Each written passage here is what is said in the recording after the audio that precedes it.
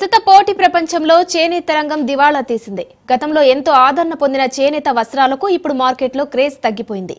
చేనేత సహకార సంఘాలపై ఆధారపడి జీవనం సాగిస్తున్న చేనేత కార్మికులు దయనీయ స్థితిలో కాలం వెల్లదీస్తున్నారు.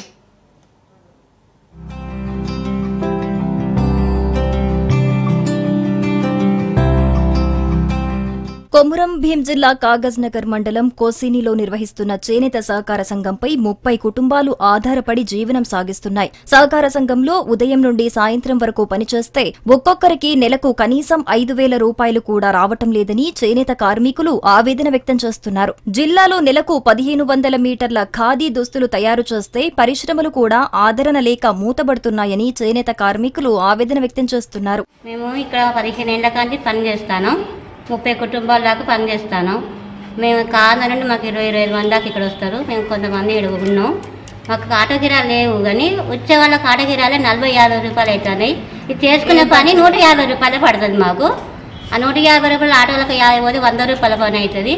ఇంతకుముందు కేసీఆర్ సార్ మాకు 2,000 ఇచ్చినాక కూడా ఈ 2,000 పని చేస్తే ఆ 2,000 ఈ 2,000 మాకు కొంచెం నడిచేది. ఆ 2,000 కూడా బంద్ అయినాయి.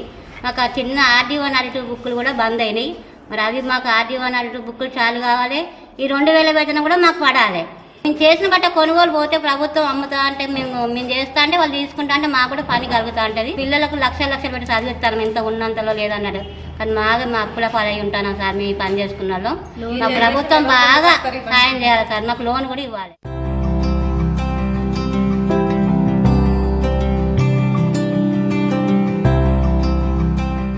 చేనేత కేంద్రాలను ఆదుకునేందుకు ప్రత్యామ్నాయంగా సహకార సంఘంపై ఆధారపడి జీవనం సాగిస్తున్న కార్మికులు బెడ్షీట్స్, దుప్పట్లు తయారు చేసి అమ్ముతున్నారు. ఒక్క పక్క మార్కెట్లో పెరుగుతున్న ధరలు, మరోపక్క చాలీ పీస్ వర్క్ రేట్లతో చేనేత కార్మికులు దయనీయ కాలం వెల్లదీస్తున్నారు. సహకార సంఘాల్లో పనిచేస్తున్న చేనేత కార్మికులకు కొన్ని నెలల నుండి రావాల్సిన పెన్షన్ రాకపోవటం, మరోపక్క మార్కెట్లో చేనేత వస్త్రాలకు గిరాకీ లేకపోవటంతో చేనేతనే నమ్ముకొని జీవనం సాగిస్తున్న కార్మికులు ఇల్లు గడవటం కష్టంగా మారిందని ఆవేదన వ్యక్తం చేస్తున్నారు. ఇది 150 రూపాయల పైన అవుతుంది సారు. పొద్దుగాల వస్తే 4 దాకా నేర్చుకుంటాం పోతాం. ఒక 150 రూపాయల పైన అవుతుంది. అప్పుడు కేసీఆర్ ఉన్నప్పుడు 2,000 వేసేది మాకు, వేతనాలు పడతలేవు అని. ఆ 2,000 కూడా ఎలక్షన్ కోడ్ పడ్డది, అది కూడా బంద్ అయినాయి. ఇంతవరకు ఏది లేదు. మేము 600 కట్టుకుంటే 600 గవర్నమెంట్ కలిపేది, అది కూడా అయిపోయింది.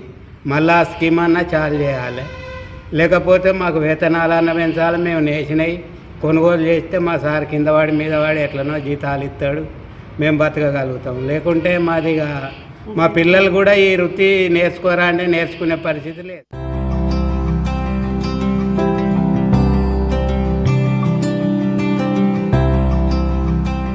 పెద్ద పెద్ద మార్కెట్లలో చేనేత రంగం ఉత్పత్తులకు గిట్టుబాటు ధర లేకపోవటంతో సంక్షోభానికి దారితీసింది.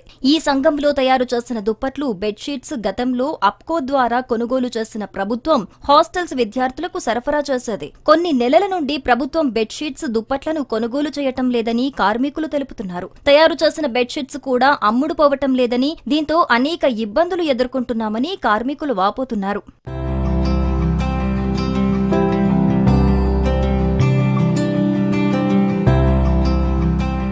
చేనేత సహకార సంఘాల్లో తయారు చేసిన బెడ్షీట్స్, దుప్పట్లను ప్రభుత్వమే కొనుగోలు చేయాలని నేతన్నలు కోరుతున్నారు. అదేవిధంగా నిలిచిపోయిన పెన్షన్ తిరిగి అందించే విధంగా ప్రభుత్వం చర్యలు తీసుకోవాలని, సహకార సంఘంలో తయారు చేసిన చేనేత వస్త్రాలకు ప్రభుత్వం గిట్టుబాటు ధర కల్పించాలని కార్మికులు ప్రభుత్వాన్ని కోరుతున్నారు.